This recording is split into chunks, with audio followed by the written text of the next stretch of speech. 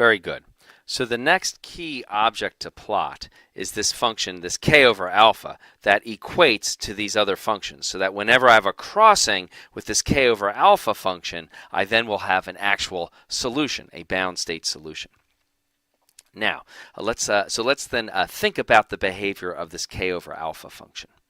The first thing I'd like you to notice is that when k is small, it is basically behaving like k over q naught. So it is going to be increasing linearly from the origin. So let me actually plot that in yet another color. But while I'm at it, actually, let me remind ourselves that what we're plotting here in red, this was the cotangent of Ka. And now let's pick a new color, maybe blue here. We'll use the blue. Come on. We'll use the blue then for the k over alpha function. So it begins off linearly from the origin like k over q naught. So it starts off linear like so. But what is going to happen as I increase k, it will increase at first kind of slowly, right? But eventually, k will begin to approach q naught, and this will blow up towards infinity, and I'll have a second type of an asymptote. So let's draw in that asymptote. I'll draw it as a solid line to somewhat distinguish it. But this asymptote value occurs precisely at q naught.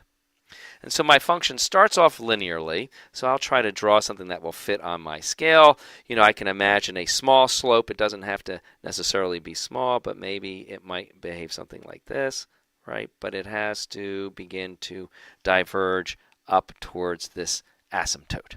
So that's then my function that I'm sketching. I probably overdid it a little bit with the curvature, towards infinity here. And that then is my function k over alpha. So now, notice, our solutions occur whenever k over alpha matches the cotan or the tan of Ka.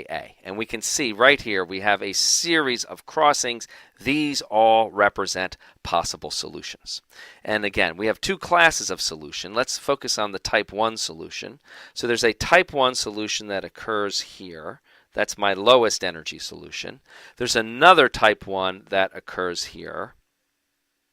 And in fact, you can see that if this q naught had been a little bit bigger and were on the other side of this asymptote, I would have had yet a third type 1 solution. But I'm just limited to 2 in this particular case.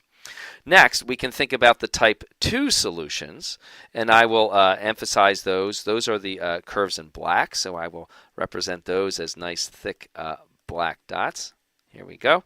So I'm looking for crossings of my blue curve with my black curve. Here is a solution. Right? So that will be a type 2 solution, and here will be another type 2 solution.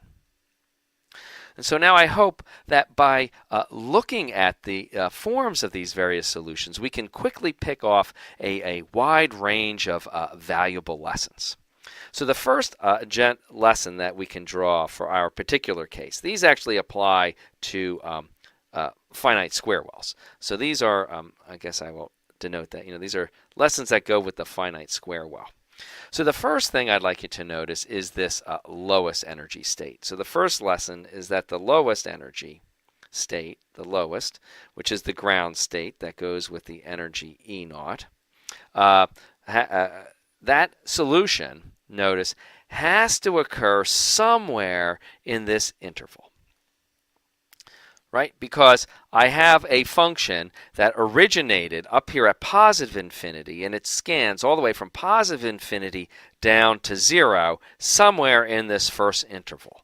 Meanwhile, my blue function is increasing, right, from 0 through positive values, right? And because it's always an increasing function, right, as this other function comes down from minus infinity to 0, it must cross it somewhere. So the lowest E naught, it always occurs, is always right in that range, in this range between 0, its k value, and k has to be less than pi over 2a. And in fact, if you look, you will notice that all of the other solutions have to occur in corresponding intervals as well. So that's one interesting thing. The other thing I'd like you to notice is that if I move about this ground state energy in particular, so let me just label that. That's my E naught. not only is it's always in that range, right? It's always type 1. Type 1.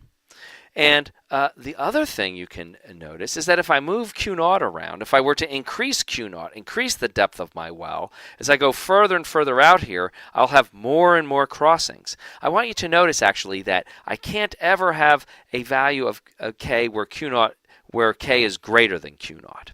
There will be no solutions of that form. Notice when K becomes greater than Q naught, this becomes an imaginary factor. And there's no way cotangent or tangent, when I'm looking at real wave vector values, will give me an imaginary value. So all solutions cease past this Q naught. But the interesting thing is if I were to increase Q naught, I could certainly get more of these solutions. As I decrease Q naught, right, I will get fewer and fewer. But I want you to notice that no matter how small I make Q naught, even if Q naught is some tiny value like this, just imagine, right? Because my K over alpha function has to head towards infinity in that tiny interval, there most definitely will be a crossing as the red function comes down from infinity to finite values to where the K over alpha function, this hypothetical K over alpha function, is heading up towards infinity. There will most definitely be somewhere in there, here I'll sketch it better in blue, right? There will definitely have to be some type of a crossing. So it's always in that range, it's always type 1, and the final conclusion that I can draw for you about that function is that in addition to all of those things, it always exists. No matter how small the potential is, how weak V naught might be. Of course, when V naught is 0, we're not going to have any solutions, right? So I should specify V naught has to be positive. If V naught equals 0, you'll notice, well, this potential goes away, and I just have a constant 0 potential everywhere. Then I only have scattering states in that particular regime. Okay. The next observation I would make when you look is you can see I get, if I'm lucky enough to have a large enough Q naught, to where Q naught then crosses over into the next interval over here, then somewhere there's going to be a crossing of my blue line and my black line, so I will then get a type 2 solution. And as I continue moving along, you'll notice, because of the form of how these tangents always intersperse with each other, the solutions I get for the higher energies, so this of course is E1 and this is E2, they alternate type 1, type 2, type 1, type 2. So that's kind of interesting. So the subsequent solutions alternate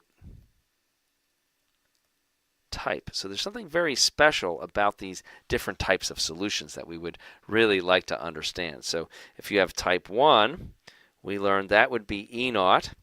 And as we can see up here, it would also be E2 if you happen to have an E2, and then E4. So all the even ones will be type 1, whereas all the odd numbers, then they will always be type 2 solutions. So we really want to eventually learn about what these different solution types are. The final thing that I'd like to point out, which would be very hard to get out of a numerical solution or some kind of crazy transcendental function solution, is that we can immediately pick off of this graph how many solutions will be bound in the given well. Right? Because notice, right, as we've said, wherever Q naught is, right, it falls in some interval. And for whatever interval it falls within, right, as my tan or cotan is coming down from infinity, and my other function then is going to be moving upwards toward infinity, there will be a crossing. So to determine how many crossings there are, I just have to determine how many branches of cotangent or tangent occur before Q naught.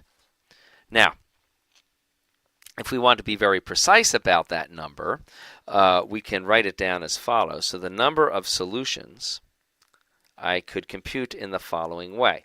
Well, the number of asymptotes I can determined by taking Q naught and dividing by the width of these intervals. So Q naught over, and the interval width is pi over 2a.